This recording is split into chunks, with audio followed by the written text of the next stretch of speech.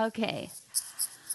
Hello to all the comic fans, Marvel geeks, and all the nerds in between. Welcome to another episode of the new and improved Vigilante Vibes, where I'll give you all the Marvel discussions, theories, and news without the toxicity that's become such a big part of the fandom.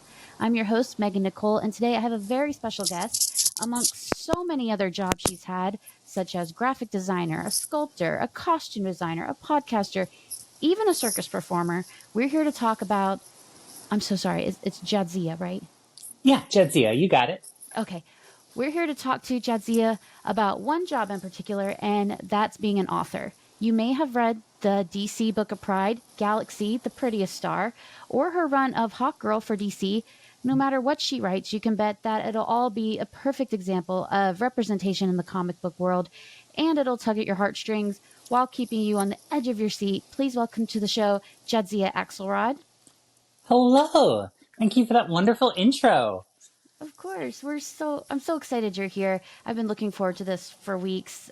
I'm such a big fan of yours and I love Oh, what thank you you. do.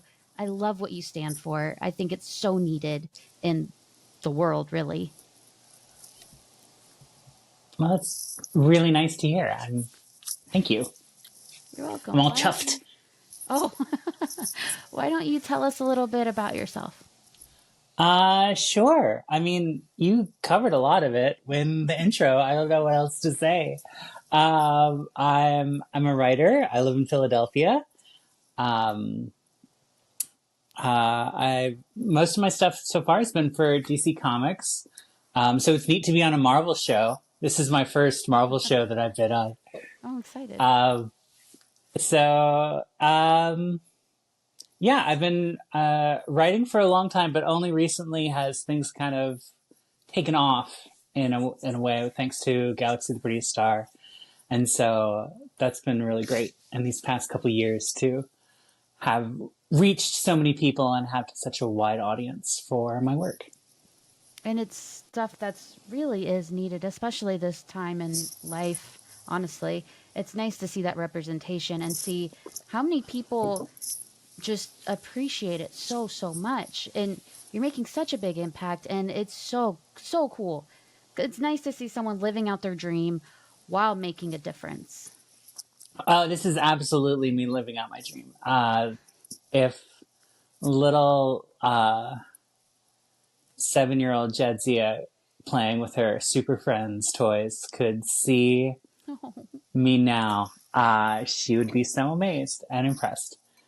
This has been, something that I've always wanted to do my entire life, is to write comics and to write these kind of stories specifically too. Since I was a teenager, I used to joke with my friends who are also aspiring comic creators, and we would talk about who we wanted to work for and the kind of titles we wanted to do. And I would always say that, like, oh, Marvel and DC, they would never hire me. And the unspoken element in that is because I wanted to put in a bunch of gay stuff. And at the time, that was not what the big two did. And times have changed, which is great. And so I can do things like Galaxy, which is, I think someone said it was the gayest book DC has ever published. And I'm proud to take that title. I hope someone tops me in that way. We'll see. Fingers crossed for someone else to take that title. And to then have those characters from Galaxy the Prettiest Star be in Hawkgirl and be in the main DCU, and to be just as casual and open about their queerness was really a nice thing. So I'm living out a lot of previous me's dreams. Childhood me, teenage me. Teenage me is probably upset because I might have sold out, but I don't. I could show them the books and they would be happy. Isn't that a teenager thing to do, though? They're never happy. It's true. It's true. I don't think you've sold out. I think you've reached a broader audience and it's falling on ears that need to hear what you have to say. Because you are making differences in these people's lives. How many people? It has been, it's been surprising. I've gotten a lot of messages from people who have really really seen themselves in Galaxy the Prettiest Star in a way they haven't in other media, comics, or anything. And it's been really heartwarming to read all those messages. I'm sure. I mean, how many people have grown up with the feelings that they've had and they never saw themselves represented, but now they do. And that's awesome. They probably thought that would never have happened. Yeah. That's beautiful. I certainly didn't. That's why I wrote it. Not selling out, just changing the system. Yeah, well, it's amazing that, again, DC wanted it at all. I'm amazed that the editors who kind of shepherded it through from pitch to finished book really believed in it, and like it almost didn't happen a couple times, and that belief paid off, which I'm so grateful for. So thank you everyone who's bought a coffee. But it could have not, and so but I'm glad it did, and that has been really great. And I'm glad that those editors believed in the project from jump, which is wonderful. That's amazing. So, speaking a little bit more about you being a writer, how do you develop your characters? Do you start with the story, the characters, or both simultaneously? Oh, I'm a character-based writer, so it always comes back to characters for me. So I think up the lead, make up a little person, and then I mean this is the joke I tell, which is like I make up a little person, and then I think about what they want, and then I figure out ways to keep them from having what they want. And that's there. You have a story. There you go. Oh, wow. It's a formula, but it works. It's really cool. I like that a lot. It sounds like how Spider-Man was made, to be honest with you. Yeah, I mean it's all characters in fiction, because if they got what they wanted, there'd be no story. So it's like you have to figure out what they want, and then it's like, how do we deny this person what they want for the length of the story so that it's entertaining? And then they either get what they want at the end, or this is my favorite ending, they get what they want, but they realize that's not what they want anymore. And so right, that's where I start. Is I like who is the main character? What do they want? What is keeping them from getting what they want? And then you kind of flesh that out as far as like, all right, who are the side characters? What do they want? Who is the antagonist? What is going on there? And but it's all down to character. I can't think of a plot without a person. I know there are some writers who do think about plots before they think about people, which is awesome for them. But like, that's not how my brain works. I have to have people first. That makes sense. So, what do you believe makes a compelling comic character, and how do you bring those elements to life in your work? Well, comics are a visual medium, so you need to have a character who has a strong visual sense. Mm-hmm. And with a superhero story, even more so, that visual sense needs to be there, because all of superhero stories are the internal journey done outwardly. So all the struggles that we do inside are given form in the form of supervillains and monsters and things like that. And those villains are representative of like what the hero needs to overcome. And you see this very easily in Batman. So many of his villains are these like dandies, these like cartoon versions of rich guys, right? They all have very nice suits. Yeah. Right? Like the Joker or Two-Face or the Riddler. And like, that's something that Bruce Wayne is struggling with, is like, I don't want to be one of those rich people in a nice suit who just takes from other people. I want to be different. So that's why he has to fight them.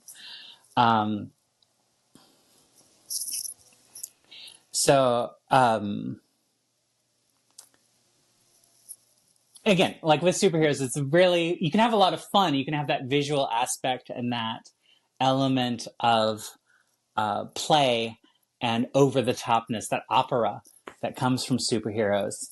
And I always have a lot of fun with that. It was really fun making up a new villain for Hawkgirl, because she doesn't really have like her own villains. She has Hawkman's villains, and she has other characters' villains that come, and Justice League villains, but she doesn't really have like her villains, her little set. So it was really important to me to give her at least one that would be like hers. And then it became with coming up with Vulpecula, wanting to have an animal person to go with Hawkgirl. So she needs another animal, and like, well, what are the animals that are predators to hawks? Turns out none of them. Hawks are alpha predators, but there are other animals that compete for resources. And so I picked a fox for that, because that's another animal that competes for the food that hawks go after. And when I had that, this came with the idea of like, well, what is if Hawkgirl is someone who is very direct and like hits people with a mace, and you're taken care of, you're not getting back up from if you're hit with a mace, right? Like, so it had to be someone that she couldn't defeat by just hitting with a mace. There had to be someone who was clever and had an edge on Hawkgirl, who again is very direct and very blunt. And so it was like someone who was more of a trickster spirit, and that fit with the fox theme. And so Vulpecula kind of really came together just thinking about things that Hawkgirl was not and what she was trying to fight. So throughout this series of the 6 issues of Hawkgirl that I did, Vulpecula is someone who's trying to get back to where she came from. And that is something that Hawkgirl is trying to fight within her, to not go back and to try to move forward and not have a regression of her life. And so to have that very clearly represented in this person who wanted to do exactly the kind of thing that Hawkgirl was trying to deny herself, was a lot of fun. Yeah. I think you did so well with Hawkgirl. I'd love to see you continue with Hawkgirl. I think you really me too. I thought you really did get the character. Yeah, thank you. Yeah, that was the brief, which was to like, they wanted a springboard for more stories, which I was happy to do.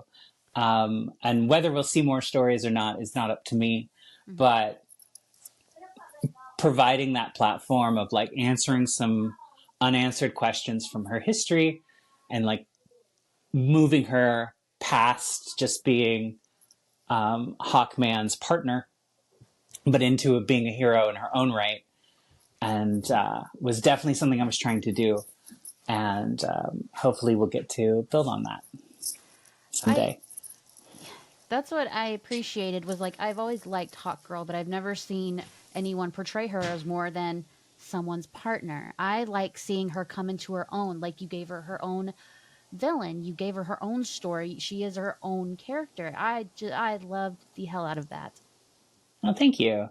Yeah, it was something I've always loved, that character, since she was first showed up in JSA, and I was reading JSA when it came out in like early 2000s, 2001, 2002, 2003, somewhere around there. But whenever it was coming out, I was reading it, and I loved her because she was this character who like turned to these, 1940s old men superheroes that everyone loved and respected, and like those guys knew what they were talking about. And she looked Alan Scott right in the eye and said, "Go to bed, old man. I can handle this." And I just love that. I love that she was like this very smart mouth bad girl in a lot of ways. And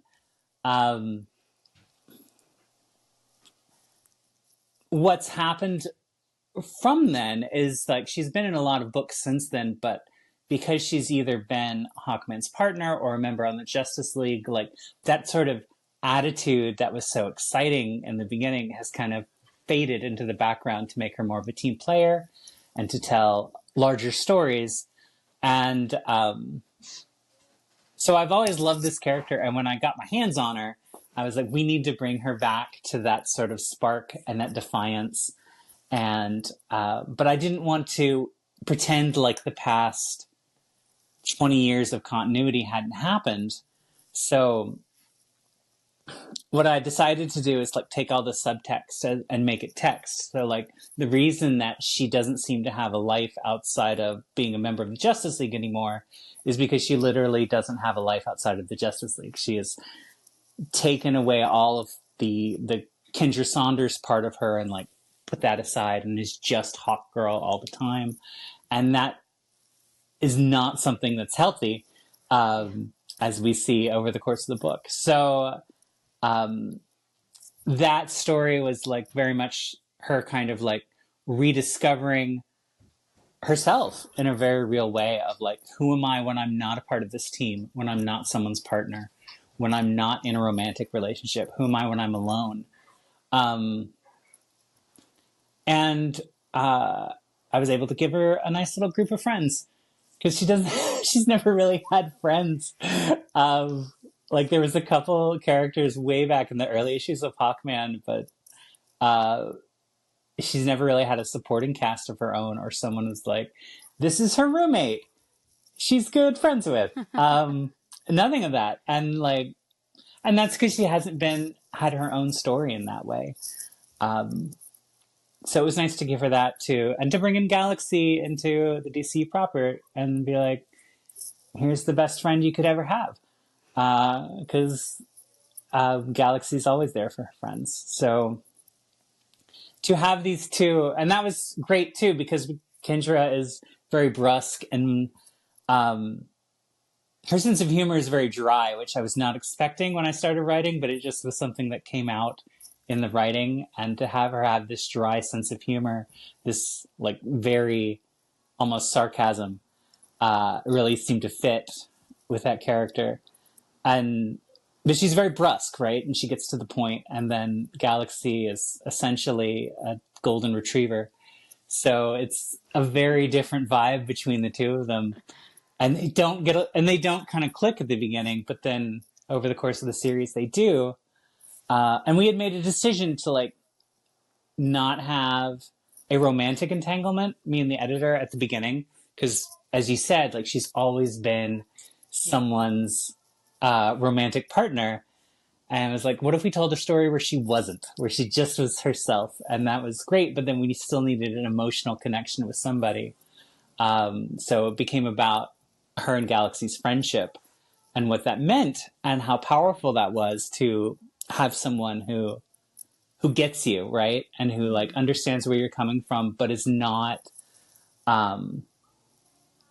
afraid of that and can like go with you on the places that you're going. Like in a metaphorical way, Galaxy can follow her to where she's going. In a literal superhero way, it's because Galaxy can also fly, and so she can be up in the sky with that. So again, we have that sort of like very visual metaphor for what's going on inside, which was a lot of fun. Oh, wow. You guys really did think through all of that. I thought about this too much, honestly. It paid off. This is how I write. Is like an editor once told me, it's like I write puzzle boxes, like everything fits together, and it's like I don't know another way to do it. Like it's gotta. That's how I know it's done, is if everything fits together. So yeah, I thought about this a lot. I thought a lot about the character and about what she needed and how all these other characters would interact and move around. Okay. So, speaking of Galaxy, the Prettiest Star, what you say is the gayest thing DC has ever put out, which is the best sentence that's ever been said on this podcast before. So, thank you. No problem. What do you feel is often missing in mainstream portrayals of the LGBTQIA plus people in comics? Is there an aspect of the community life or history that you're passionate about bringing to light? Yeah, I think it's twofold. One is queer joy, just in general. We often see queer tragedy portrayed.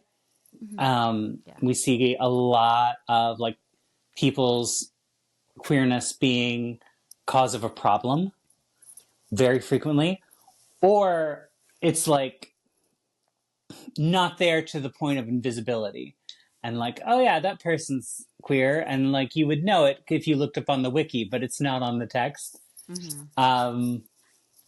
And so like those things are very, they grind my gears because it's like all we see is tragedy, or they're like these perfect role models, but they don't have relationships and they don't do anything gay, right? Like my litmus test for gay representation is like, do they say they're queer, or do they make out with someone of the same gender? Like one of those two has to happen, and if neither happens, then it doesn't count.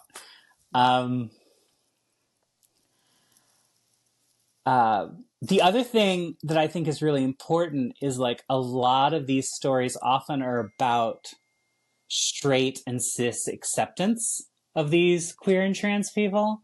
Like that seems to be often the end result is like, and now this community accepts you for who you are because you saved the day, or because we finally we finally realized what bigots we were, but you still want to come over, right?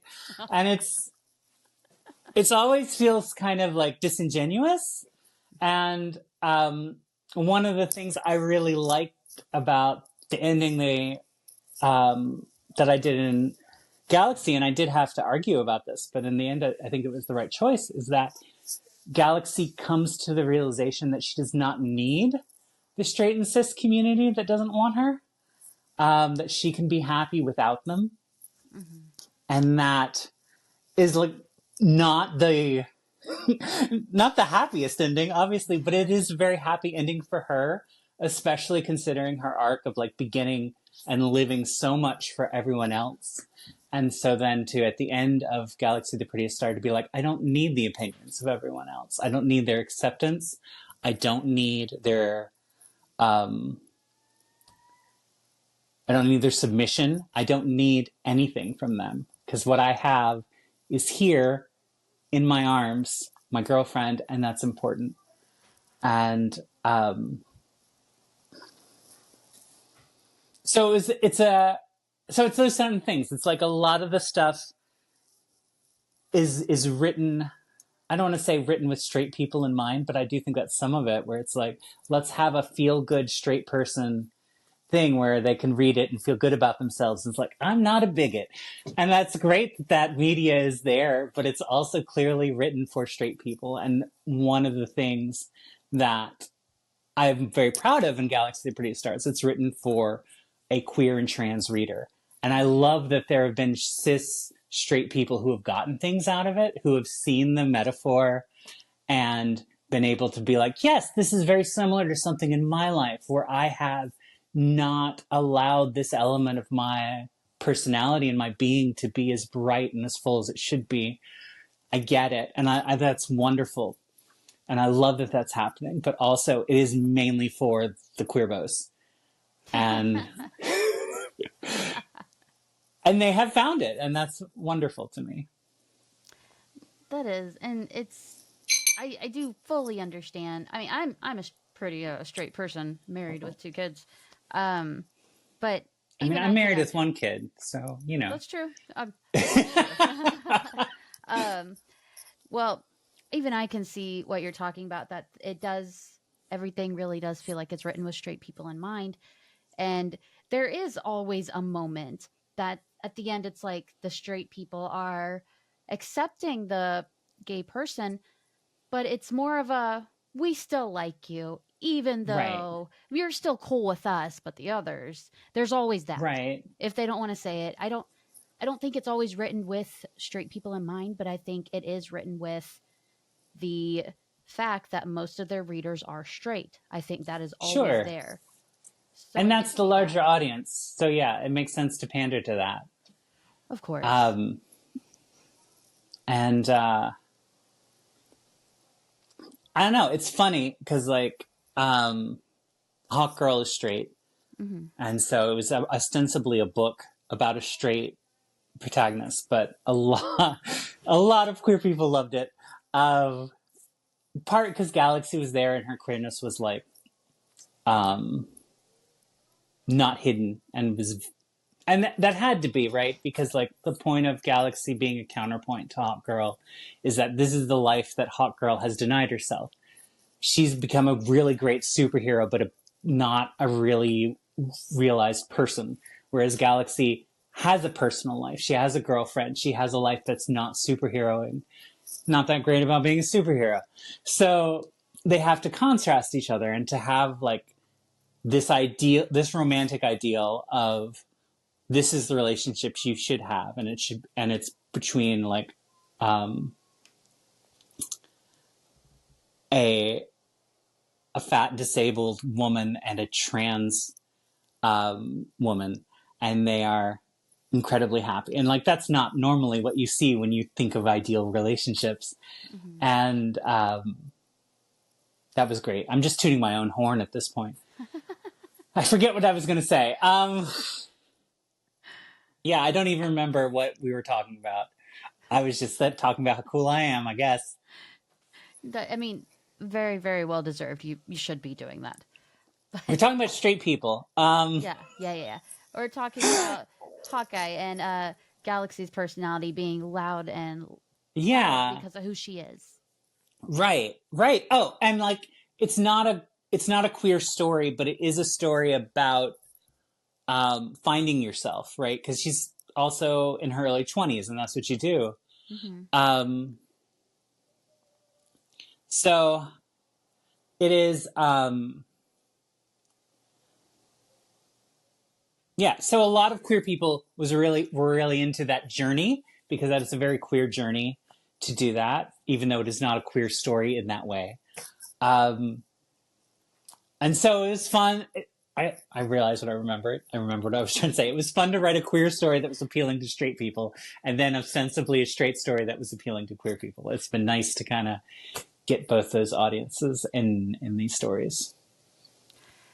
I feel like getting both of those perspectives tells you you're on the right track when the people you are speaking to can feel it, and the people you aren't speaking to can find something relatable in it. Yeah, I mean that's my hope. Like I hope. I mean, it's like I think F. Scott Fitzgerald said this, but I may be misremembering. But he said something like, "This is a book about me. If I told you right, you'll think it's a book about you." And I think that's the goal, right? With all reading, all writing, is we're trying to tell these stories that are very deep and meaningful to us, because if they weren't, we wouldn't tell them. But the hope is that in telling them, there is something universal. There's something about the human condition that is relatable beyond, you know me, so then you like this story. That's the goal. And then again, it comes back to those characters. And it's like, what is they want? What is something human and relatable that they are trying to get at? And even superheroes, who are supposed to be this paragon of everything that's right and good, you can still find that. That's another reason I liked writing Hawkgirl, because she's not a paragon of everything that's supposed to be right and good. Like, she's killed people before, and she's done some things that maybe, upon retrospect, she's not proud of, in the service of a larger good. And to have a character who's comfortable with that about herself was a very interesting thing to write. And there's a moment in Hawkgirl that I really like, where she's like, "I can eat the sin of your death," talking to a monster even. So she still acknowledges that it's wrong to kill this creature that's doing all this destruction, but she's like, "I'm okay with that. I can take that in."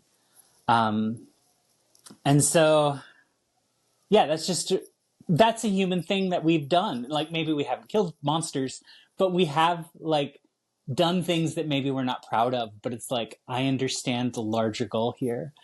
I have done this humiliating thing, or I've done this thing that I don't like, and because it's necessary, because no one else is doing it, because capitalism means that I have to have a 9-to-5 day job, like all of these things that maybe we don't like, but we do them anyway. And so, again, to put it on this like larger than life scale with Hawkgirl and make it about fighting monsters, in the hope that then people will be able to see that reflected in their own lives. Well, I really love how you said all of that. So something I was curious about, what has been the most rewarding part of writing LGBTQ plus characters and stories? Is there a particular moment or story that stands out? Um, the most rewarding part is that people read it, uh, which is like I'm trying. One of the things that is necessary for me to have this job is that I have to not think about the audience, um, how they will react, and what they will think of the piece is not should not be reflected in the piece itself, right? So when I get the book, the little copy in my hand, we're done. That was a success. The book was made. Anything that happens after that, I have no control over and I am not responsible for, right? Mm-hmm. So mentally, I have to separate myself from the audience in that way. Because if I start thinking about, like, what is the audience going to think about this story, then we go off the rails. I was just talking to a writer friend of mine today, and we were talking about a book that she's writing, and she's like, "But I don't know if this is too obvious. If people are going to see from the beginning that this character is actually plotting against everyone," and I'm like, "If they see it, they see it. You know, you write this story that makes sense of the characters that you've created." And you can't worry about if you're going to be pulling the rug out from under them at the end, because if you just put it on this other character, it's not going to make any sense other than it's a surprise. Yeah. Um, so, yeah, so I can't think about the audience. What has happened with Galaxy the Prettiest Star is that it's been a hit, it's been embraced by people, and then they tell me how much it means to them, which again is not something that I was thinking about when writing it. So that's been amazing. Especially because like this is the biggest audience I've ever had with being part of DC Comics, which is part of Warner Brothers. So it's like has a broad swath in a way that the smaller presses that I've been a part of have never had. Um, so it's mind boggling. And then to get these messages, like a woman was sent me a message about her daughter who is trans and going through school, and like things are fine in school but they're not great, and so she carries a copy of Galaxy the Prettiest Star in her backpack as this like talisman to remind her to be strong and brave, and that as like this sort of psychic armor to get through the day. And it just like that broke my heart, um in a really good way, like a lot of tears over emails and direct Sure. messages of people who just, you know, this book meant so much to them, in a way I was not expecting and couldn't think about while I was writing. And so that's been marvelous. It's been marvelous to meet people who have read the book, who have enjoyed it, who've been touched by it. Um, but at the same time, like I'm not doing it for that, because I can't do it for that, because that happened with Galaxy, which has been wonderful. And it also happened with Hawkgirl, which is great because a lot of people came to me and talked about how great it was to see a character with depression represented, and like to see that there in a very realistic way. And they're like, I am also a high functioning depressive. I recognize this behavior. And it really meant a lot to see that she was still a superhero who kicked ass, even though she had this very difficult um, mental illness. And like, that was something that I really wanted to put in there. So like that's happened and that's been wonderful, but I can't count on that. Like it might not happen with the next book, right? And like I hope it does, but I can't expect it. So, and in not expecting it, it makes it even more wonderful. And like again, it's like a Christmas morning opening the present and not knowing what's there. Um, so yeah, the thing that's been great that I think about has been holding the book in my hands, which has been amazing. And then beyond that, it's everyone's response to those books, which has been just great. That's so nice. It's so beautiful that that girl found so much comfort in your book. And that's just the one person you know about. Imagine all the people that aren't messaging you that find so much comfort in what you're doing? Yeah. I imagine they're out there, and I'm glad that they enjoy it. Like, it's a big hit. A lot of people have bought it, and I've not heard from that many people. So, like, I'm sure there's some people who, yeah, it really touches and like carries it with them, and that's wonderful. Yeah. So, as we are getting close to wrapping up, what advice would you give to other LGBTQ plus individuals who want to get into writing comics or might feel that they don't have a place in the industry? Right. You have to demand your place in the industry, I would say. That's my advice right there. Um, when I pitched Galaxy, it was absolutely against everything they asked me to do. Um, and the original thing when I was brought in, when my agent brought me in to talk to the editors, because the DCYA line was just starting and they wanted people who were familiar with these characters but had kind of an off-kilter take on them. And so I was brought in to meet with the editors, and they were like, do you have any ideas just off the top of your head? And I was like, well, I think it'd be a lot of fun to do like a Renee Montoya story when she was a teenager. And the editors, it was a video call, they both looked at me and was like, we would like to do this with characters people know. So think about that. It's like, right, okay. I did not realize Renee Montoya was that obscure, but I see what you mean. So I did like, this is a Superman pitch, and I had a Lex Luthor pitch in there. And I tried really hard to think of a Batgirl take of some kind, and I just couldn't. That was not where my head was at the time. But then at the bottom, I was like, they told me characters people know. They said no no original characters. It's like, okay, that's fine. But I put Galaxy down there anyway, just in case, because would have kicked myself if I didn't, right? Mm-hmm. Like, it would have been something that was like, oh, I should have at that point done that. And that was the one they liked. And it got to be, even though they said specifically, don't do this, they loved it and wanted to do it. And so it happened. So I think you can't do any self-censoring is probably the best advice, right? Like, I think a lot of the times as queer people, when we're trying to do things in this industry, we are like, well, I don't want to be too gay, right? I don't want to be too much. I don't want to, I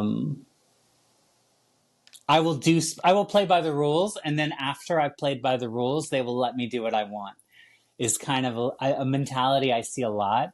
And I don't know if that was ever a true thing that made sense, but it's definitely not a true thing now, because there's no guarantee that if you play by the rules that you will then be allowed to do your own thing afterwards, right?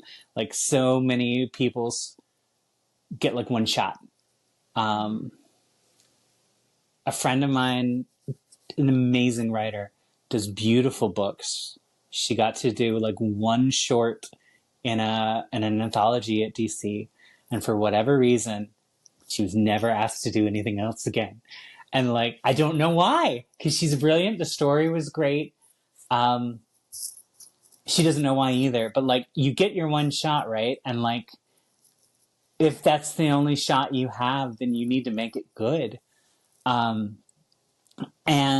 so like, that's a lot of why Galaxy is the way it is, with its being like, it doesn't have any punches pulled as far as this character and her queerness. And you can make an argument that I pulled a few punches with the trans stuff as far as making it focusing on the alien nature and not literally the trans nature, but I think it's in there.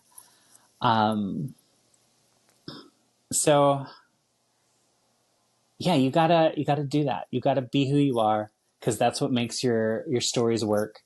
And you can't pull any punches, and you can't think that if I just behave, then later they'll let me do what I want, because they may not. All right. I think that's Yeah. great advice. I think people do go Also, finish things. You got to finish things. That seems to be the hardest thing for a lot of people, and it's so important. You got to finish your stories so that people can read them and know that you can finish things, because that's what editors love, is people who finish things. I would not make it in the comic industry. I finish nothing. No way. It's hard. It's hard. Especially since we're all ADD. It's to some level nowadays. Yeah. So it's like, what do you do? So I guess one last question for you. Do you have any projects that we should be keeping an eye out for coming up? I mean, yes, but I can't talk about them because they haven't been announced yet. So there is stuff coming. So keep an eye out for announcements. Yes, please. Yeah, okay. 2026 is definitely a graphic novel is coming out, provided the world doesn't end between now and then. And right, always a caveat you got to put out there. And there might be more stuff. Like I'm in conversations with editors about some things in various levels of close to almost greenlit kind of things. Ooh. So yeah, so there might be more. There is definitely one book coming for sure that I cannot say. But if you liked Hawkgirl and you like Galaxy, the Prettiest Star, you're going to love this. It's very much in the vein of those two books. And I think people will dig it. It's a lot of characters that I haven't been able to use. But I've always wanted to. So I'm very excited.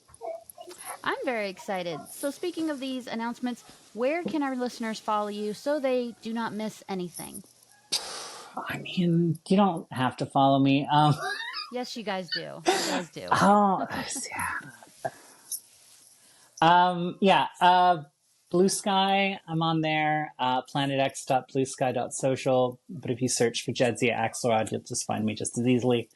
Instagram, Planet X. I'm not on Twitter anymore, so don't look for me there. I barely post on Facebook, so don't even bother. That's just for like my high school and college friends who aren't on anywhere else. True. Or really. Family. Like the older family, yeah. Exactly. So don't worry about that. No comic book info that you really need will be on Facebook. But Instagram and Blue Sky is probably the best place. Website is jadziaaxelrod.com, which I need to update because it doesn't have more recent things that I've done on there. But yeah, those are the places. Perfect. So wherever you're listening to this episode, wherever you're watching this episode, look in the show notes right under, and you will see the links to all the places you can find Jadzia. Thank you so much for being here with me. It was such a pleasure. Oh, Feel free. Thank you for having me. Of course. This was a delight. It was so much fun, and I got to learn so much from you, and I hope whoever is listening to this finds comfort in what you're saying and says, finally, someone's saying the things that we've been wanting to hear. Oh, I hope so. That'd be great. I hope I'm saying the things you want to hear.